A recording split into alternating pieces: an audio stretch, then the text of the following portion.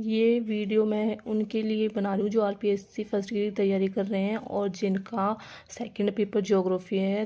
तो ये है कि जिन्होंने अब तो तैयारी चल ही रही होगी, रिवीजन चल रहा होगा, तो अगर जो भी टेस्ट सीरीज मतलब क्वेश्चन देख सकता है, अपना आकलन कर सकता है, तो उनके लिए है। ये क्लाइमेटोलॉजी वाली ज्योग्राफी में से है, मतलब जलवायु विज्ञान में से। तो देखो,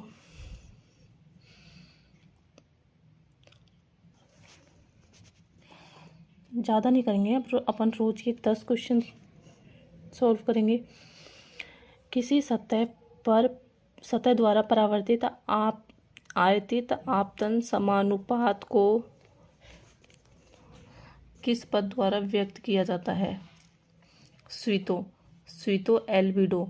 एल्बिडो का मतलब ये है कि जो सूर्य से आने वाली किरणें हैं ना धरातल पर, उनका लघु तरंगों के रूप में आती हैं और वो जाते भी फिर वापस परावर्तित होती है ना धरातल से, तो वो परावर्तित होती है ना, तब भी वो लघु तरंगों के रूप में होती है। तो उन दोनों के बीच का जो अनुपात होता है ना, उसे एल्बिडो कहते हैं।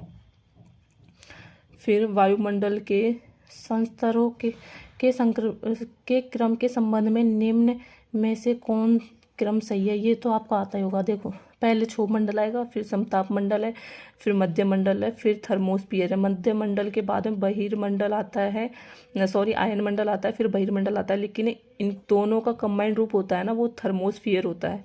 तो काफ़ी बार कन्फ्यूजन करने के लिए मध्य मंडल के बाद में आयन मंडल न देकर थर्मोस्फियर दे देता है, जो कि आयन मंडल और बहिर्मंडल का कंबाइंड रूप है। फिर तीसरा है भूतलीय ताप व्युत्क्रमण निम्नलिखित से संबंधित है।